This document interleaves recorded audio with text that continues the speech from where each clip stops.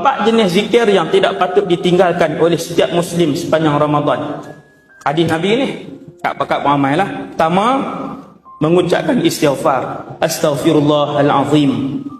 Alladzi la ilaha illa huwal hayyul qayyum wa atubu ilaih. Yang tu yang paling baik. Yang panjang tu no. Astaghfirullah sampailah wal hayyul qayyum wa atubu ilaih. Kedua, memperbanyakkan ucapan syahadah. Ini apa dia ni? Asyhadu an la ilaha illallah wa asyhadu anna Muhammadar Rasulullah. Asyhadu an la ilaha illallah wa asyhadu anna Muhammadar Rasulullah. Memperbaharui syahadah. Sangat baik untuk kondisi iman kita.